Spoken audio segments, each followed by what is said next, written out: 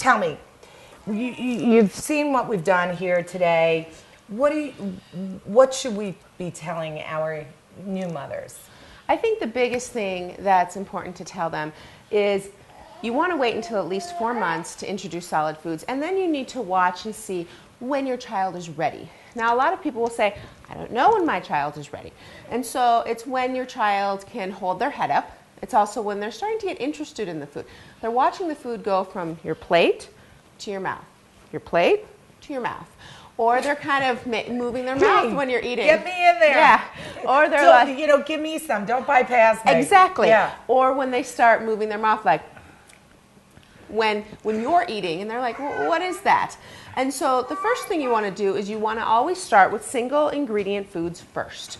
And you offer to them on a spoon. Right. And if they go, and they thrust the food out of their mouth, then they're not ready to eat it. Their mouths and their muscles just don't know what to do. If you give it to them on a spoon and they go, and yummy, they snap, then that's great. And you start initially with once a day, and then you move up to twice a day if they like it. When you first start solid foods, it's really important to start with one food at a time. So single ingredient foods. That could be vegetables or cereals. Usually we don't start with fruits because they're sweeter and we want the kids to still take the vegetables.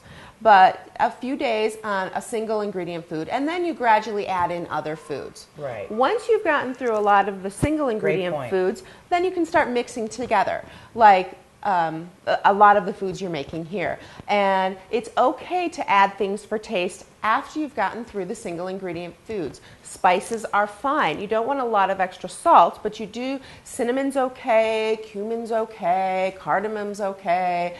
And so it's okay to put in some of those flavors such as garlic, onion, because then the child gets used to having different flavors, and in the end they frequently become a better eater. So you're saying just take your time, introduce it gradually, and find out what your baby truly likes. Exactly. Yeah. Exactly. Great. That's perfect. Now, I have a question. Rice cereals. You hear so much about these rice cereals. Tell me about your feeling on these. There are some benefits to the grains. The biggest benefit is that they are fortified with iron. However, the reason that we use a lot of the cereals when we first introduce is because they're mixed with breast milk or formula. And so really, the nutrition is coming from the breast milk or the formula. There is absolutely not, there's not a medical reason that you need to introduce cereals first. I frequently will tell people to start with vegetables, move on to fruits, and then move on to meats. Right. I'm not saying to avoid the grains, but you do not have to start with the rice cereal or the other grains. Now, oatmeal. How do you feel on, is oatmeal too much at a 3-month or 4-month and 5 months? I actually think oatmeal is okay.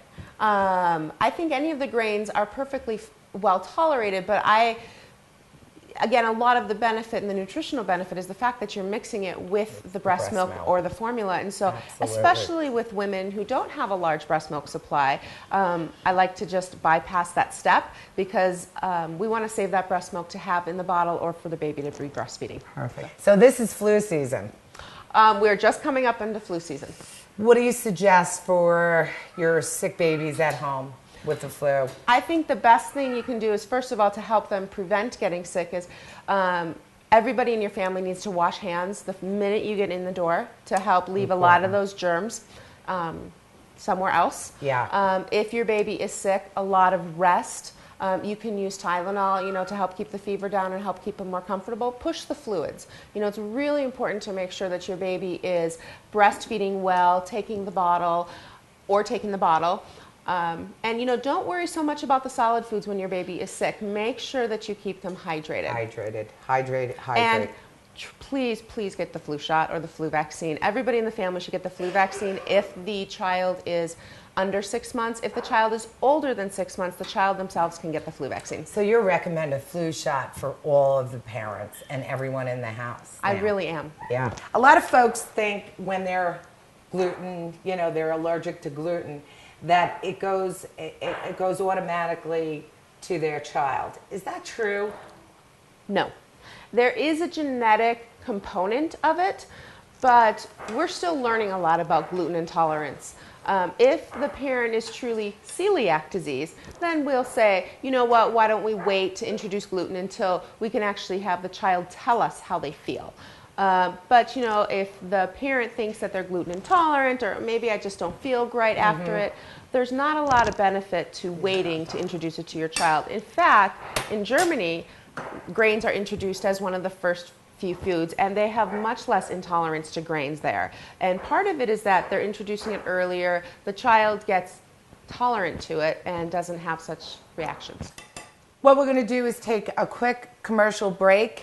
We'll be back with you with Dr. Ligera, and we're going to serve up some of these great foods that we prepared. See you in a minute.